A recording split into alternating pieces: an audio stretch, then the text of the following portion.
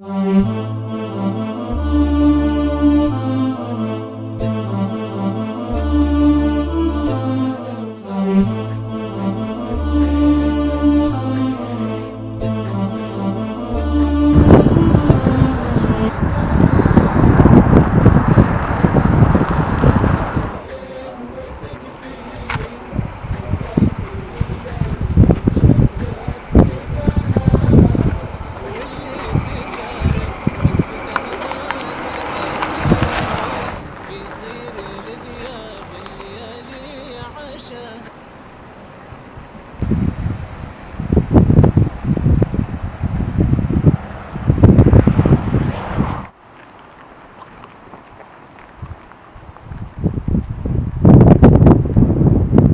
حول، هذا وش يبي؟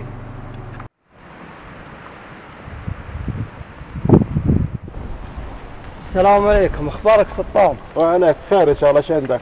يا اخي ملفي له سنتين عندك، وش صار الوظيفه؟ ما صار شيء الحين، بعدين تراك اشغلت ترى. افا تتذكر قبل 15 سنه وش قلت لي يا سطام؟ انا ماني متذكر عشان البارح عشان تبغاني اتذكر قبل 15 سنه. على فكره شكلك ما تغير من 15 سنه. انا بمشي، بس قبل لا اروح بقول لك كلمتين. ترى الخوي ما ينسى خوي، الخوي ما ينسى خوي، الخوي ما ينسى خوي.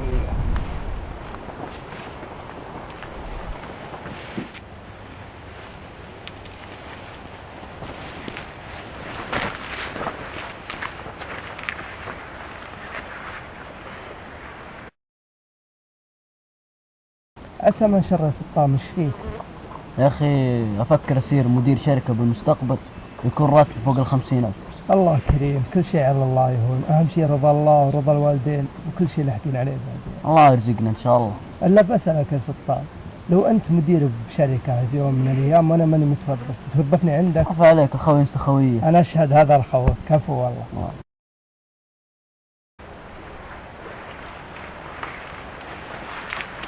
لا حول ولا قوة الا بالله، استغفر الله واتوب اليه. اللهم ارزقني وارزق مني.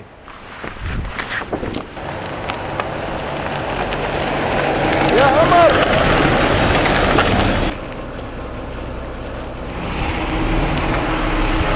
ما هو انا اللي انسى خويه، اركب معاي على الشركة واعتبر نفسك توظف. معدنك اصيل يا سطام، هذا الخوي اللاعب.